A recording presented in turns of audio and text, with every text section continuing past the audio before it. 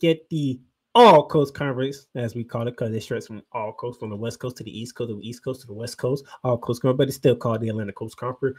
As you see here, Clemson at the top at 5-0, followed by the Miami Hurricanes, SMU Mustangs at 4-0. The Pittsburgh Panthers, that's right, ladies and gentlemen, the Pittsburgh Panthers are 3-0 in conference play. They are 7-0 over. They are 7-0 overall. The Pittsburgh Panthers are undefeated.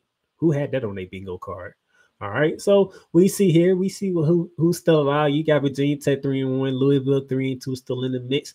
Georgia Tech out for a strong start. They've been struggling up late 3-3 in conference play, 5-4 overall.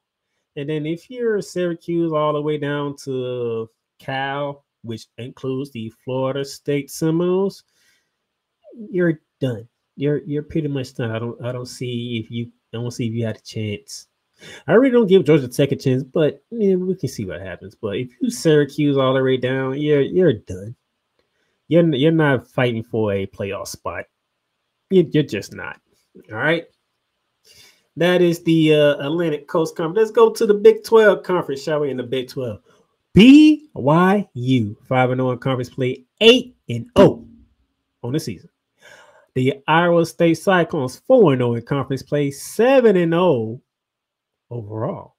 And then you have the Kansas State Wildcats at 4-1. The Colorado Buffaloes, Coach Prime got them boys playing 4-1 in conference play, 6-2 overall. They did take an ass whooping by Nebraska week 2. They did lose a tough one to Kansas State in Boulder, Colorado, but they still alive for the Big 12 title and possibly a Big 12 a spot in the playoffs representing the Big 12. TCU staying hanging around along with Texas Tech at 3-2, Cincinnati 3-2, West Virginia 3-2, Arizona State 2-2. But outside of that, if you're Baylor going on down to Oklahoma,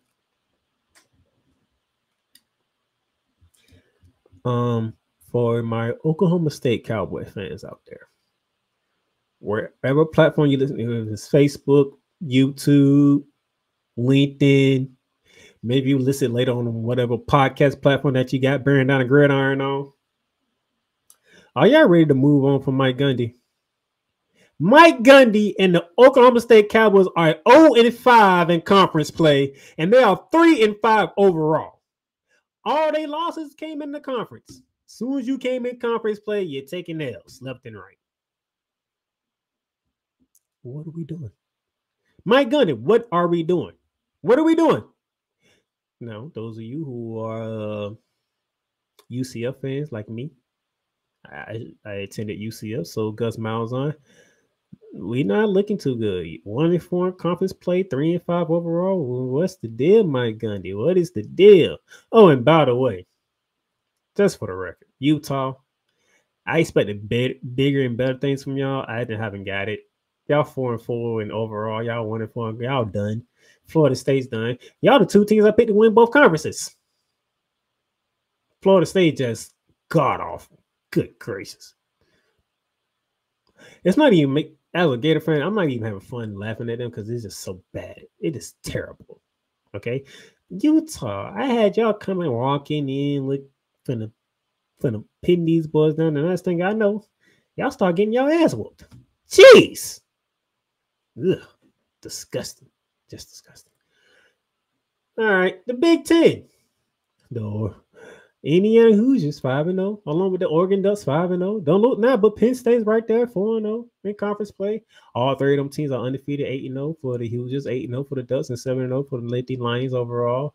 Ohio State still hanging around 3-1 in conference play, 6-1 overall. You got the final line out of Illinois 3-2. They took some tough losses, especially that one to Oregon not too long ago. That's a tough one, and another one to Penn State. So them two losses are understandable, but they'll still hurt. 6-2 overall. Iowa 3-2 hanging around. Michigan 3-2 hanging around. Minnesota 3-2 hanging around. Wisconsin 3-2. Surprisingly, Wisconsin's hanging around.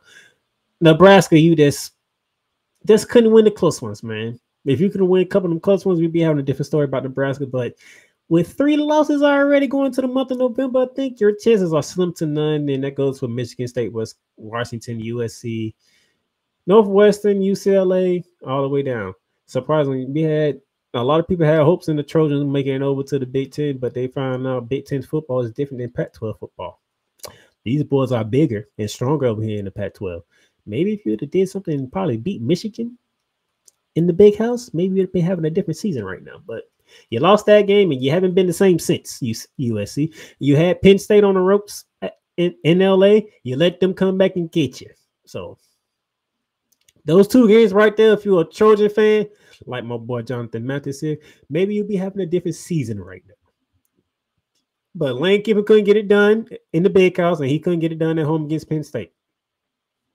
So right now, Indiana, all the way down to Wisconsin. We'll see how that rolls right there. But I like my chances. Oregon undefeated in Big Ten play. I love my pick on that one. And then we go to the Southeastern Conference. Texas A&M on top of the South. Texas A&M on top of the Southeastern Conference. They are undefeated in conference play at 5-0, and they're 7-1 overall. You got the Georgia Bulldogs at 4-1 in conference play, followed by the Texas Longhorns, who took an ass whooping to Georgia. That's why Georgia's ahead of them, not only because they play more conference games with them, but they actually hold their head and win over them as well. Then you got the Tennessee Volunteers and the LSU Tigers all at 3-1 with the Texas Longhorns in the SEC play. Then Alabama 3-2, Arkansas 3-2, Missouri 2-2, Ole Miss 2-2, Vandy 2-2, Florida 2-2. A lot of football left to be played in the Southeastern Conference. Georgia still has Tennessee. Florida still has Texas, Ole Miss, LSU on the schedule. That is a lot of football. Alabama and LSU still got to go at each other. It's a lot of football left to be played. Texas and Texas A&M still got to play each other. It's a lot of football left to be played in the Southeastern Conference.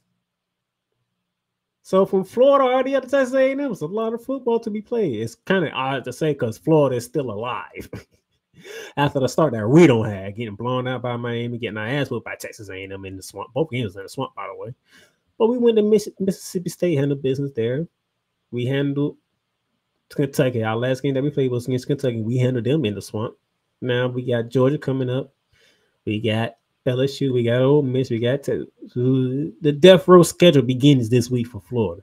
We'll see what Billy Napier and company will do. But outside of that, South Carolina, promising start, haven't been too well. Oh, y'all just getting y'all ass whooped. Y'all don't have a quarterback. Y'all not big enough to handle SEC football play. Y'all need to do some recruiting on both sides of the ball because y'all getting y'all ass whooped. Somebody in Auburn might be getting fired. Might still be having his worst season thus far in Mississippi State. That speaks for itself. All right.